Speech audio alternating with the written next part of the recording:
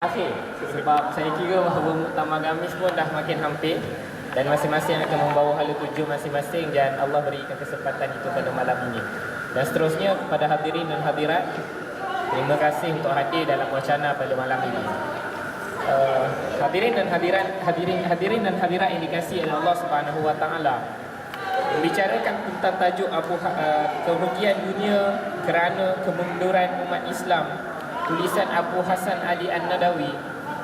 Siapa yang pernah kenal An-Nadawi, antara tokoh ulama yang sudah meninggal pada tahun 1999, ulama yang datang daripada India, tapi view dia, kalau tuan-tuan dapat baca buku ini sampai habis, tuan-tuan akan rasa kagum dengan apakah ulama yang datang daripada India boleh menulis satu karya agung ataupun masterpiece yang kita boleh sebut menyentuh daripada aspek sejarah, daripada kemunduran umat Islam bermula sebelum datangnya Islam sehinggalah kepada jatuhnya kembali Islam selepas umat Islam meninggalkan Islam dalam diri mereka, yang menunjukkan satu lontaran sejarah yang tidak bias ataupun kita sebut tidak cenderung kepada mana-mana penulisan sejarah yang mungkin kita pernah baca dalam penulisan barat sebelum daripada ini. Hakikatnya sahabat-sahabat yang dikasihi oleh Allah Subhanahu wa taala, Abu Hasan Ali An-Nadawi memang memandang penulisan sejarah ini bersandarkan kepada kesayangan dan juga kebimbangan dia terhadap dunia Islam yang ada pada hari ini. Tuan-tuan, semaklum mana, kalau salah mungkin panel lain boleh betulkan. Buku ini ditulis pada tahun 1950. 1945.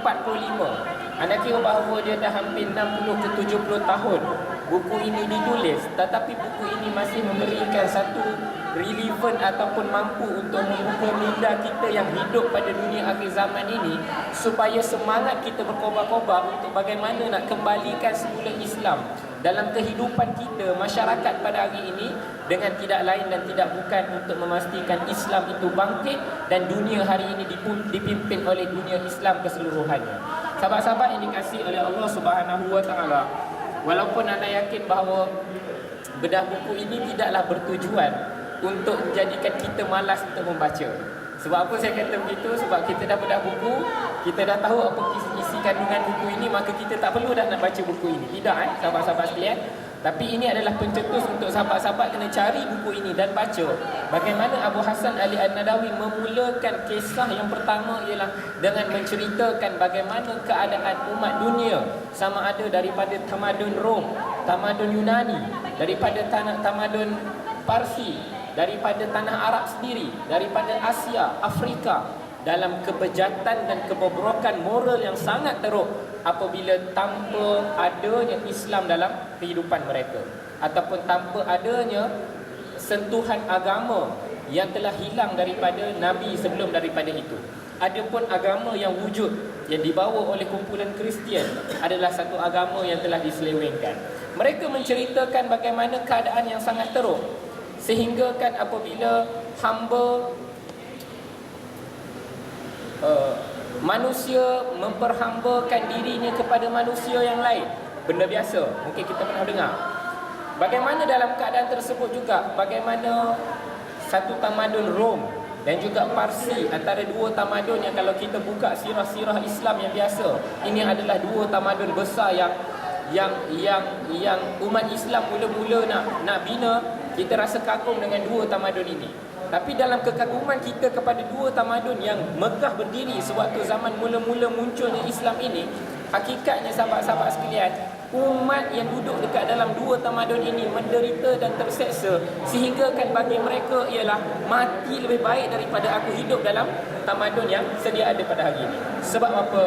Sebab dalam tamadun ini sahabat-sahabat sekalian, bagaimana penguasa telah memanfaatkan segala apa yang diada pada kuasa mereka untuk merampas segala apa yang ada pada rakyat mereka untuk kepentingan penguasa-penguasa.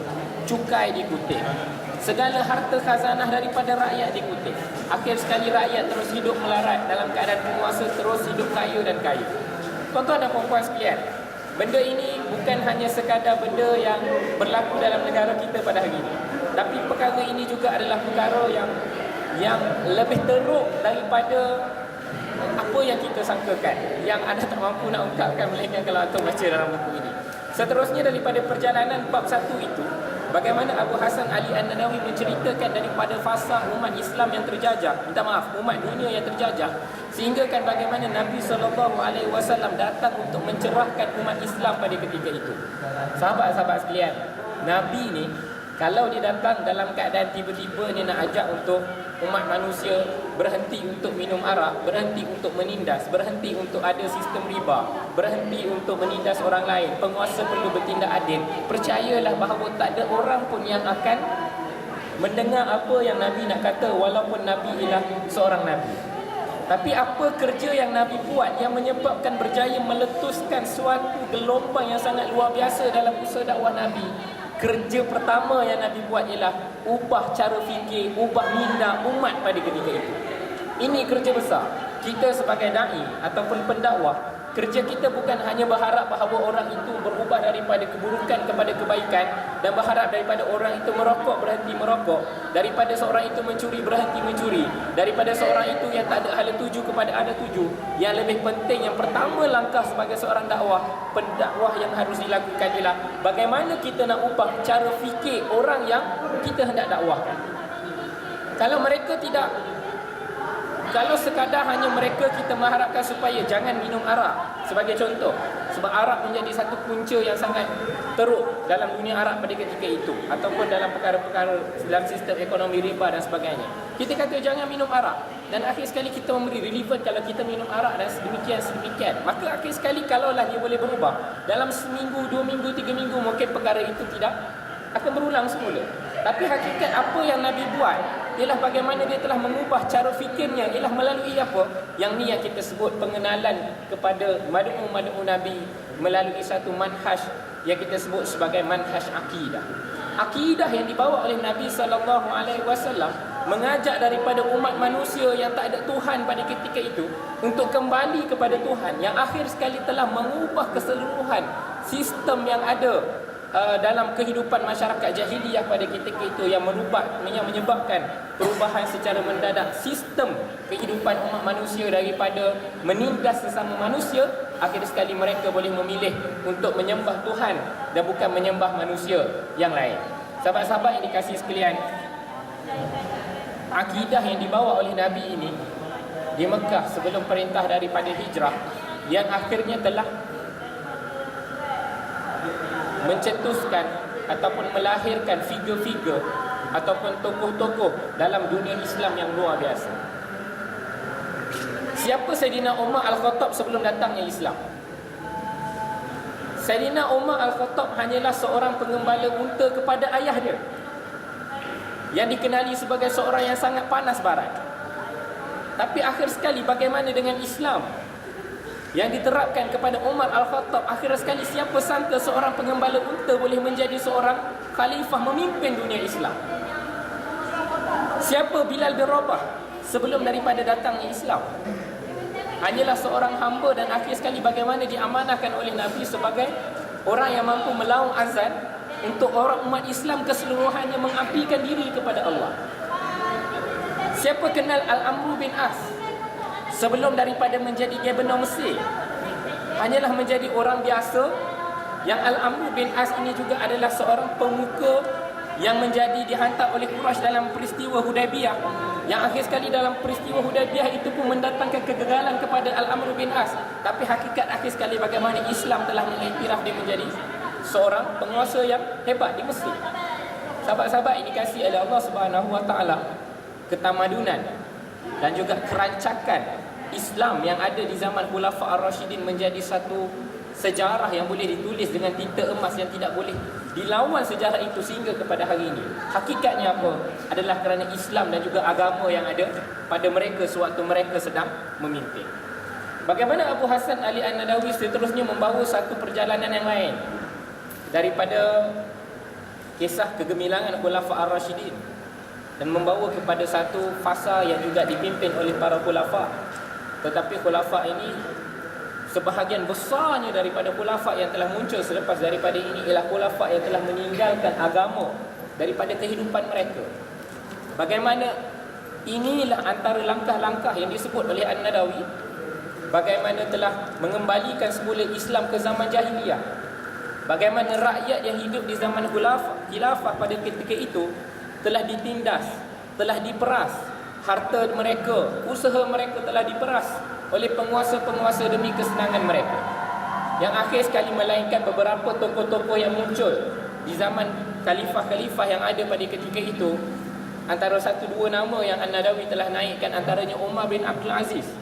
Yang mana satu kisah yang menarik tentang Umar bin Abdul Aziz, apabila diminta kepada Umar bin Abdul Aziz supaya mengutip cukai, dia kata, celaka apakah ini dikala Nabi SAW hadir untuk mendatangkan hidayah kepada seluruh umat manusia, tiba-tiba aku hari ini datang untuk mengutip cukai daripada rakyat aku sendiri.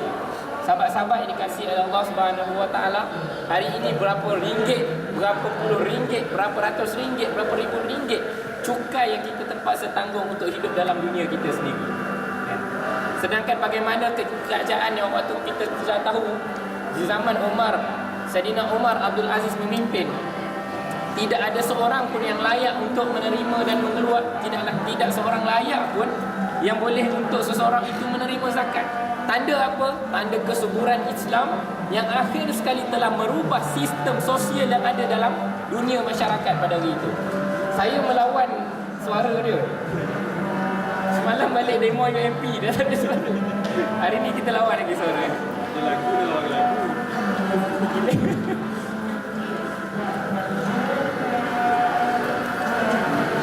Air. Oh ada, dia tahu saja. Baik.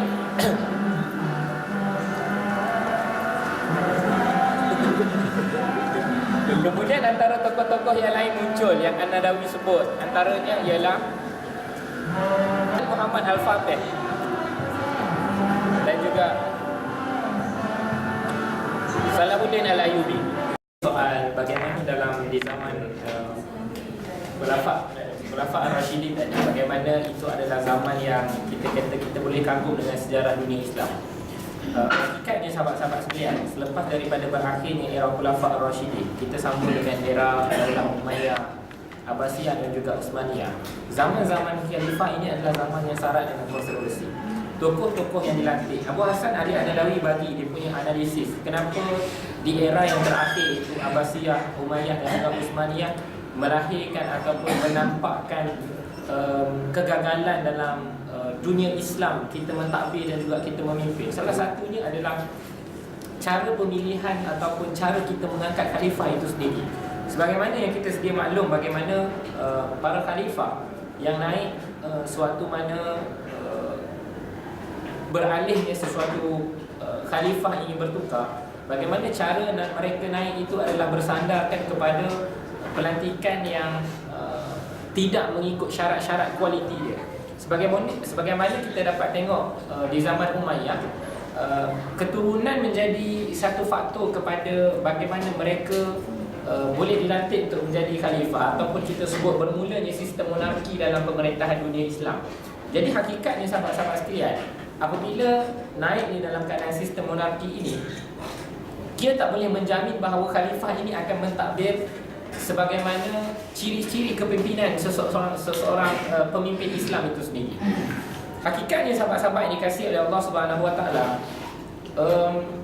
walaupun dalam dunia Utsmaniyah, Abbasiyah dan juga Umayyah ini prinsip negaranya, undang-undangnya semua berteraskan kepada Islam, tapi dari soal akhlak kepada pemimpin itu adalah perkara yang tak dapat dibendung lagi, yang jauh lari daripada pedoman ataupun pedoman agama kita itu sendiri. Maka lahir pemimpin di zaman khalifah kita adalah pemimpin yang sangat bobrok, yang kita boleh sebut ada yang suka berjudi, ada yang kaki perempuan dan sebagainya, yang akhir sekali telah melemahkan sistem sosial dan juga masyarakat dunia pada ketika itu, yang akhir sekali telah membawa kepada bibit-bibit zaman jahiliyah yang rakyat mula tertindas kerana kezaliman penguasa yang ada pada ketika itu, walaupun penguasa itu adalah penguasa Islam. Sahabat-sahabat sekalian, buku ini sebenarnya walaupun ditulis 25 tahun selepas daripada jatuhnya Khalifah Utsmaniyah, ataupun jatuhnya dunia khalifah dalam kehidupan kita. Tapi hakikat ini adalah satu inspirasi ataupun semangat yang diberikan kepada kita untuk bagaimana untuk memulihkan sistem politik dunia kita pada hari ini untuk kembali semula ke dalam agama kita. Sehinggalah bagaimana dalam setelah membawa kepada kejatuhan Uthmaniyah yang anda nak sebut dalam zaman yang bobrok ini, An-Nadawi masih mengangkat beberapa figur-figur yang telah menyumbang besar peranannya dalam pembangunan Islam. Antaranya ialah Sultan Muhammad Al-Fatih. Anda kira sahabat-sahabat tahu kan, kota Konstantinopel yang dirampas oleh Sultan Muhammad Al-Fatih itu adalah satu kota yang sangat strategik. Sehingga kan ada pepatah yang mengatakan kalau dunia ini merupakan satu negara, maka ibu negara yang paling sesuai sekali ialah Istanbul itu kota Konstantinopel itu untuk menjadi pusat kepada ibu negara yang menjadi penghubung antara Asia dan juga Eropah. Dan bagaimana kegemilangan yang lain ialah diceritakan tentang Sultan Salahuddin Al-Ayyubi, antara tokoh yang berjaya untuk menghentikan ataupun untuk menggerunkan tentera-tentera salib pada ketika itu, sehingga kan mereka terpaksa berundur. Sehinggalah daripada Sultan Salahuddin Al-Ayyubi ini meninggal, mereka mula kembali berani untuk melawan Islam. Hakikatnya sahabat-sahabat yang dikasihi oleh Allah Subhanahu Wa Taala, selepas daripada fasa kebobrokan dan kejatuhan dunia khilafah, bagaimana pada ketika ini kita kena tahu bahawa umat Islam ada beberapa sebab untuk mereka jatuh dan mereka tidak boleh kembali untuk membina ketamadunan mereka yang tersendiri. Yang pertama, antara perkara yang tadi saya sebut, peralihan kuasa yang tidak sistematik. Yang keduanya adalah bagaimana pada ketika ini sifat berbangsa-bangsa dan juga kepuakan yang telah dihapuskan sewaktu zaman Nabi SAW telah muncul semula di era-era akhir. Bagaimana kita sebut sebagai kepuakan Asabiyah. Asabiyah yang telah muncul, yang akhir sekali telah menyebabkan mereka ingin merdeka dalam negara mereka yang tersendiri, yang menyebabkan mereka ingin keluar daripada dunia kesatuan khilafah itu. Dan antaranya yang lain ialah bagaimana umat Islam pada ketika itu telah meninggalkan dunia research, dunia penyelidikan, ataupun kita sebut sebagai dunia jihad dan juga ijtihad. Yang pada ketika itu sahabat-sahabat sekalian, kalau kita olah buku, satu lagi buku yang ditulis oleh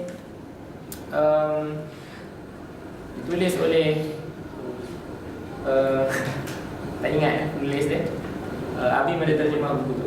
Itu Salahuddin Al-Ayyubi, Generasi Salahuddin Al-Ayyubi. Buku tebal juga sahabat-sahabat sekalian. Bagaimana diceritakan sebelum terlahirnya pemimpin dunia seperti Sultan Salahuddin Al-Ayyubi, dunia Islam pada ketika itu telah terpalit dengan satu masalah yang kita sebut sebagai masalah ijtihad. Ijtihad, pintu ijtihad telah ditutup. Dan juga perbahasan yang bermain pada ketika itu adalah perbahasan pertelingkahan di antara mazhab. Pertelingkahan di antara mazhab yang menyebabkan sehingga mereka boleh berperang dengan pertelingkahan tersebut, yang akhirnya sahabat-sahabat sekalian, dia tidak membantu kepada kita sebut berinovasi ataupun mencipta idea-idea baru untuk agama kita. Bukan bid'ah, kita sebut mencipta idea-idea baru untuk perjuangan pembinaan negara kita untuk melahirkan sistem sosial yang lebih baik.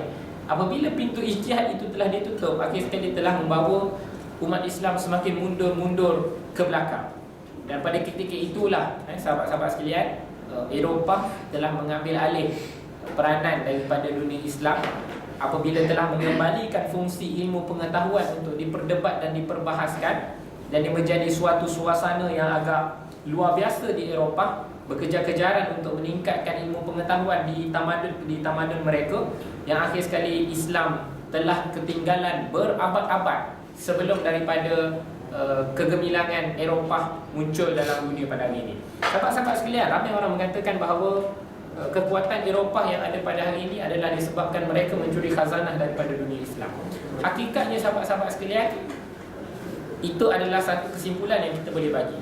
Tapi second opinion yang kita boleh ambil juga ialah Eropah tetap datang daripada asal dia, iaitu tamadun Yunani dan juga tamadun Rom, yang telah jatuh suatu ketika dulu kerana kebobrokan sistem sosial dia sebelum diambil alih oleh Islam. Sebab apa?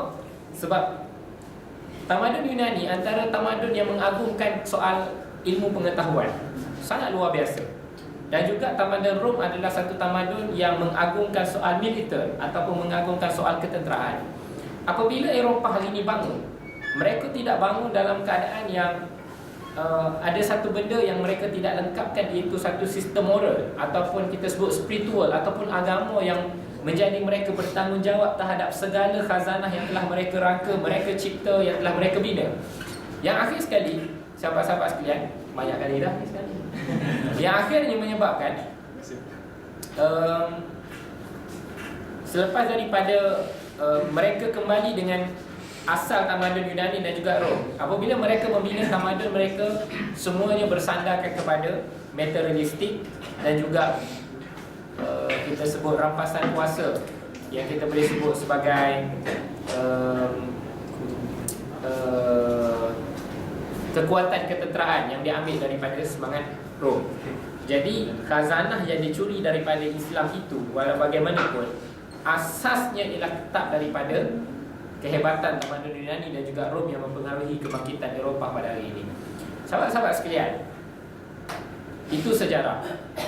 Sahabat-sahabat nak baca sejarah yang ditulis oleh penulis-penulis barat mana sekalipun, akhir sekali anda mengajak untuk sahabat-sahabat baca buku ini, satu buku sejarah sehingga kepada dunia hari ini yang ditulis oleh pemimpin Islam, yang penulisannya tidaklah cenderung kepada memburukkan barat, tetapinya adalah apa yang harus dimuhasabahkan oleh umat Islam untuk kembalikan agama dalam kehidupan mereka. Dan anda meneliti kepada peristiwa yang berlaku di zaman sekarang, iaitu kebangkitan umat Islam secara mendadak di negara-negara umat Islam yang sebelum ini kita pernah sebut sebagai Arab Spring. Bagaimana telah bermulanya satu peristiwa di Tunisia dan akhir sekali yang disebut sebagai teori domino, akhirnya berpindah ke Libya, berpindah kepada Mesir dan sebagainya. Kita memandang isu ini dalam kacamata apa yang telah disebut oleh An-Nawawi dalam kitab ini. Bagaimana hari ini umat Islam harus bersatu dalam keadaan membina keagamaan dalam diri mereka, yang akhir sekali mampu untuk meletuskan suatu suasana ataupun kekuasaan baru dalam dunia Islam. Hakikatnya, kalau kita melihat revolusi-revolusi yang berlaku, ini adalah satu perkara yang anak kita boleh muhasabahkan. Adakah revolusi yang berlaku itu adalah satu lonjakan di atas amarah rakyat yang tidak berpuas hati kepada sistem pemerintahan yang sedia ada, disandarkan kepada kekuatan kesedaran agama yang ada pada mereka, ataupun ia hanyalah sekadar ataupun ia adalah suatu kebangkitan rakyat yang bersandarkan kepada kesedaran agama mereka untuk menuntut sebuah keadilan dan kesejahteraan kepada dunia. Maka sahabat-sahabat sekalian, dalam kita menyebut bahawa ini adalah kebangkitan Islam, ini adalah kegemilangan Islam apabila pemimpin-pemimpin diktator jatuh, yang kita rusingkan ialah setelah jatuhnya diktator-diktator ataupun diktator-diktator Muslim yang ada pada hari ini, ia digantikan dengan diktator-diktator yang lain ataupun pemimpin-pemimpin yang lain yang tetap tidak mampu untuk membawa kesejahteraan kepada rakyat. Kerana apa? Kerana ambil alih mereka dalam kepimpinan dunia itu sendiri adalah kerana bukan hanya kerana kesedaran agama, tetapi hanyalah sekadar untuk melepaskan ataupun melunaskan amarah rakyat yang tengah kritikal sekarang. Sebab itu dalam sahabat-sahabat sekalian, dalam fasa dunia pada hari ini yang bercelaru, muncul kumpulan-kumpulan ataupun kita sebut masih ada insan-insan yang tahu bahawa peranan dia untuk menghidupkan agama dalam kehidupan mereka, yang kita sebut sebagai gerakan-gerakan Islam.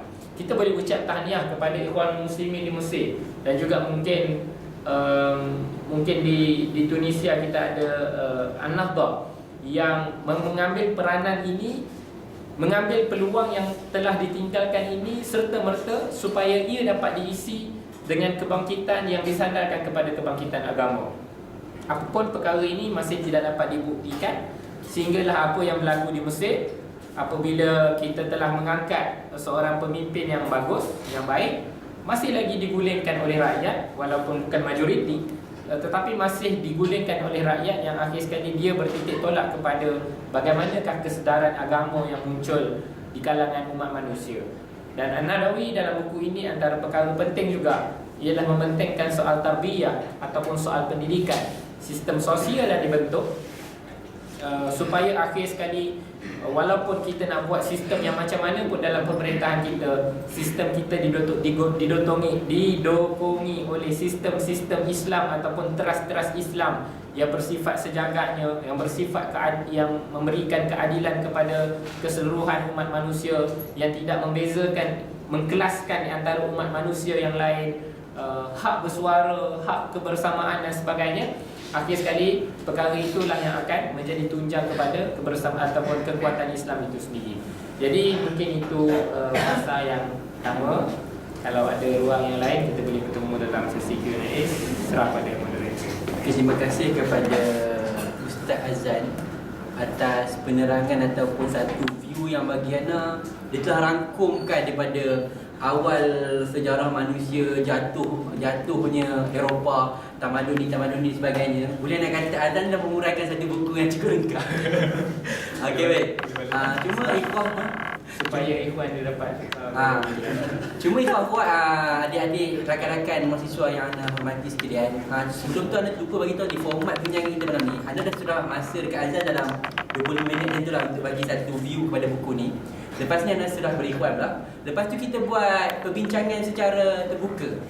Sebab tu nama kita apa? Santai talk.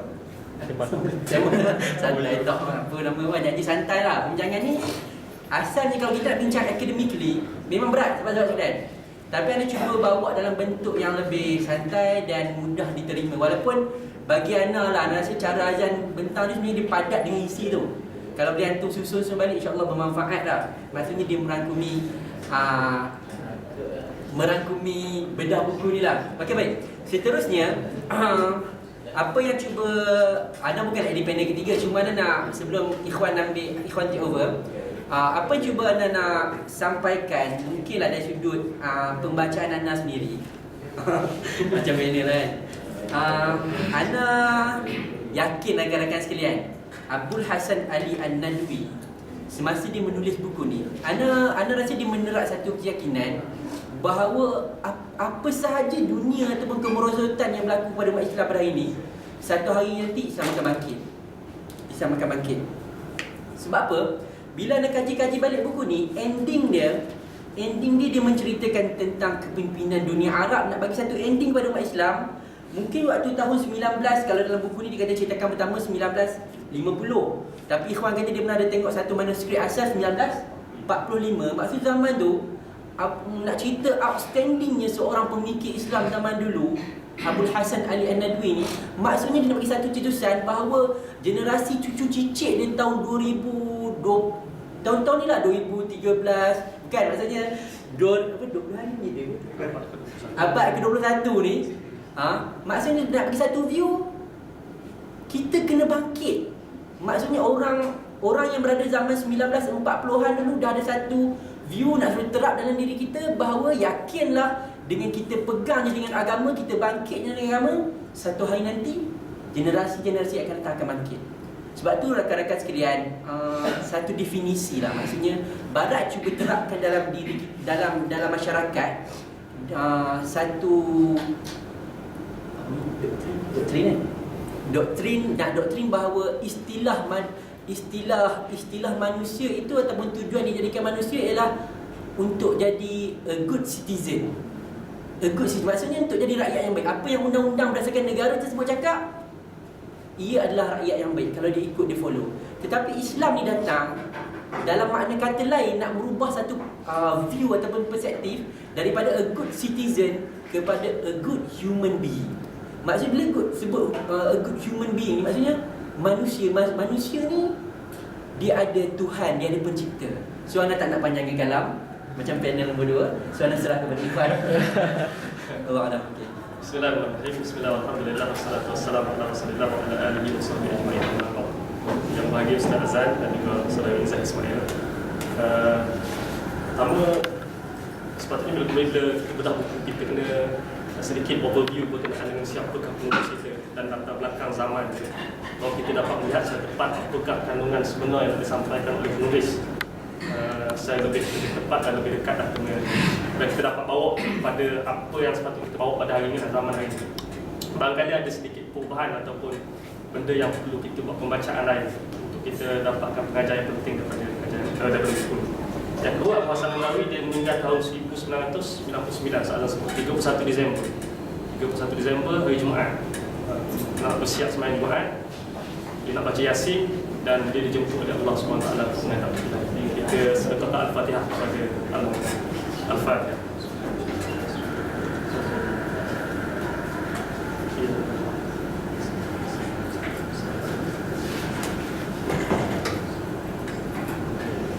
Dia ada satu penulis barat, ada jurnalis menulis tentang Abu Hasan An-Nadawi. Waktu itu dia masih hidup. Dia buat comparison di antara macam-macam tokoh, sama ada dari gerakan Islam, Jamaluddin Al-Afghani, Syekh Muhammad Abdul ataupun Rashid Rida, ataupun dengan nasionalis lain macam Gandhi ataupun Marx sendiri, ataupun Mussolini, ataupun siapa lagi? Copernicus, banyaklah tokoh-tokoh lain dibandingkan. Dia kata Abu Hasan An-Nadawi ini bukan sahaja prime thinkers, orang yang bijak pemikiran dia, ataupun sangat strategik, ataupun pembacaan dia terhadap permasalahan umat sangat tepat, tapi dia merupakan prime mover. Dia prime mover ataupun penggerak agung. Dia mampu untuk menterjemahkan Islam bukan sahaja sebagai teori, tapi secara lebih tepat sebagai the way of life itu sendiri, sebagaimana dibawa oleh Nabi SAW. Cuma kita mengungkap sikit bagaimana zaman Nabi SAW, Nabi berjuangkan daripada zaman jahiliyah. Akhirnya Nabi bawa Islam. Nabi bawa Islam, kembangkan Islam, dan akhirnya selepas daripada zaman kewafatan Nabi SAW. Tadi zaman jahiliyah Ustaz Azan dah sebut tadi bagaimana for the first time jahiliyah ditumbangkan oleh Islam. Orang tak pernah terfikir bagaimana jahiliyah boleh ditumbangkan. Tiba-tiba Islam datang menumbangkan jahiliyah, suatu keagungan bagi Islam ketika itu. Kemudian disambung oleh para sahabat Nabi, tabi'in dan para ulama salafus salih, menepati apa yang disebut oleh hadis Nabi sallallahu alaihi wasallam, la tazalu ta'ifatun min ummati zahirin 'ala al-haq la yadurruhum la yadurruhum man khadalahum hatta ya'ti amrullah. Maknanya akan sentiasa ada sebelum umat manusia yang menzahirkan diri di atas kebenaran untuk memperjuangkan agama Allah, sehinggalah Allah mendatangkan keputusan atau masa kiamat dan sebagainya. Dan menunjukkan bahawa Islam akan terus berkesinambungan dan Allah jamin akan tetap ada orang yang menggerakkan untuk kebangkitan Islam. Sehingga disebut dalam satu hadis Nabi sallallahu alaihi wasallam, Allah Taala akan bangkitkan setiap awal satu tahun seorang mujaddid. Sehingga ditulis di antaranya mujaddid yang dibincangkan oleh Umar Abdul Aziz. Lepas Umar Abdul Aziz apa? Ini di abad pertama Hijrah. Umar Abdul Aziz. Mujaddid yang kedua Al-Imam Asy-Syafi'i. Al-Mujaddid yang ketiga Al-Imam Asy-Syafi'i, Imam Al-Ash'ari. Mujaddid yang keempat Al-Imam Al-Baqilani. Mujaddid di abad yang kelima Hijrah Al-Imam Ghazali. Dan Al-Fatihah kan dalam buku dari Islam, Harakah dan apa? Apa tahu? Buku Fatihah kan Islam, kalau itu boleh jadi Islam, Harakah dan Daulah. Buku Fatihah kan Islam, Harakah dan perubahan. Menamakan 60 lebih nama-nama mujaddid. Berarti akan terus berkesinambungan perjuangan Islam. Sebab itu dalam buku kalau kita baca, flow dia, Abu Hasan An-Nadawi cerita tentang, pertama sekali tentang kerosakan bangsa terdahulu sebelum datang Islam, sebagaimana dia buat kesimpulan Ustaz Azan. Kemudian sampai zaman Rasulullah SAW, para sahabat Khulafa Ar-Rasyidin Al-Mahdiyyin, kemudian bertukar bersedia ganti sehinggalah zaman jatuh, lepas tu bangkit balik zaman apa? Umayyah, Abbasiyah dan Turki Uthmaniyah, kemudian jatuh lagi, sehinggalah mencari satu punca, apakah punca kejatuhan itu dan bagaimana, apakah keunggulan yang hilang daripada umat Islam sendiri. Dan suatu sebagai tajuk ini, kerugian dunia kerana kemunduran umat Islam. Apa poin penting dalam tajuk buku ini sendiri? Kerugian dunia kerana kemunduran umat Islam. Ada 3 perkara penting, atau bahasa mudah nak buat gini. Kerugian para peniaga akibat batalnya program Piala Malaysia. Satu, peniaga rugi. Yang kedua, Piala Malaysia sendiri. Yang ketiga paling pentinglah, apakah istimewa sangat pertandingan Piala Malaysia waktu itu, sehingga peniaga terpaksa menanggung kerugian yang sangat teruk. Begitu juga ada ini, kerugian dunia akibat apa kerugian itu, dan apakah keunggulan yang hilang pada umat Islam itu sendiri, dan kenapa Islam ataupun Muslim itu sangat teristimewa sehingga dunia menanggung kerugian akibat kemunduran umat Islam itu sendiri. Jadi ini 3 poin penting yang sepatutnya kita, dan rasa kita boleh kupas yang panjang lebar nanti. Bukan anak pun tak baca, bukan tak baca, habis baca dah cuma lama dah.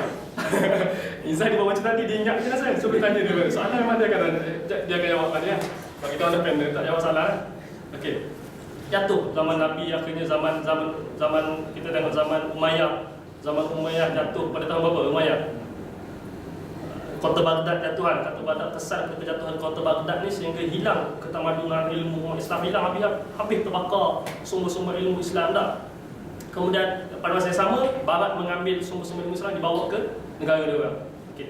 Yang kedua zaman Umayyah, jatuhnya kerajaan Granada di Spanyol. Akhirnya pada masa yang sama jatuh kerajaan satu pun hilang institusi keilmuan yang sangat hebat. Pada masa yang sama ketika itu berlaku penjajahan di sebelah Asia Timur, sebelah kepulauan Melayu ni. Sehingga kita dijajah 1500 orang kita dijajah. Malaysia, tanah Melayu. 1500 sebelah Hijrah. 1500 sebelah Masihi.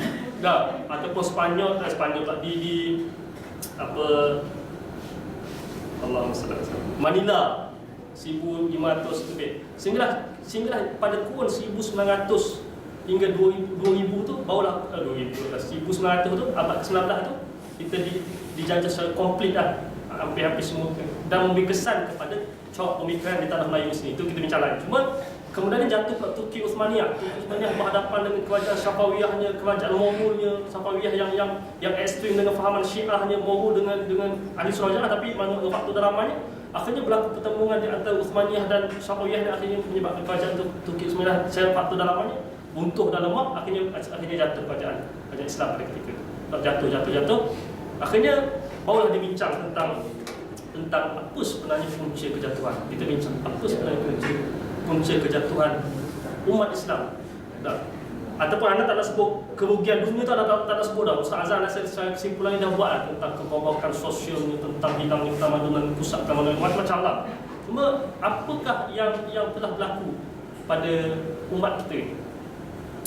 Pertama ialah bila nak ambil mana dulu? Nak ambil jatuh sebab mundur apa ke, nak hilang keunggulan yang hilang daripada umat Islam itu sendiri. Apakah keunggulan yang hilang pada umat Islam itu sendiri? Umat Islam terdahulu, yang pertama sekali dia merupakan pemegang kitab. Orang yang beriman kepada kitab Allah SWT. Dia berhukum, dia bertindak, dia bekerja, dia beramal dalam bab in all aspect, semua dipandukan kepada Al-Quran dan Sunnah Nabi SAW. Yang kedua, keunggulan yang kedua hilang ialah dia tidak melaksanakan hukum ataupun tidak memikul amanah kepimpinan ini, melainkan dengan faktor akhlak yang tinggi dan juga kebersihan jiwa yang sangat mantap. Dalam arti kata, contohnya pada zaman Nabi SAW khususnya, dia orang zuhud, wara, kuat ibadah. Dia orang tak akan minta jawatan, tapi bila dia amanahkan jawatan, dia akan tunaikan sebaik mungkin. Dia tidak akan dengan sendirinya mencalonkan diri untuk bertanding. Kalau diamanahkan sekalipun, ataupun kalau ada pencalonan kerana orang lain memberi amanah kepada dia, dia tak nak apa-apa. Kalau dia akan seboleh-bolehnya dia akan menarik diri daripada pencalonan ataupun menerima jawatan. Itu disebut oleh Abu Hasan Al-Andalus. Nak menunjukkan betapa amanah kepimpinan ini dianggap satu benda yang sangat berat, dan dia bukan seperti hati rampasan perang boleh guna-guna gitu. Ada pertanggungjawapan yang sangat besar di hadapan Allah Subhanahu Wa Taala. Yang ketiga ialah bila mana pergi, dia berjuang keunggulan umat Islam. Dia merasakan bahawa dia tidak berjuang untuk bangsa dia saja, dia tak berjuang untuk tanah air dia, dan dia tak merasa mulia pun agama bangsa dia ataupun tanah air dia melebihi bangsa lain ataupun tanah air yang lain. Dia tak merasa dia tuan, orang lain hamba. Dia tak merasa gitu. Ataupun dia penjajah, yang lain itu tanah jajahan. Tak. Melainkan dia berjuang untuk umat Islam seluruhnya. Akhirnya kesan daripada keunggulan yang ada ini menyebabkan umat manusia itu sangat berkenan dengan Islam. Akhirnya menerima Islam sebagai satu cara hidup ataupun sebagai satu fahaman ataupun keimanan, konsep keimanan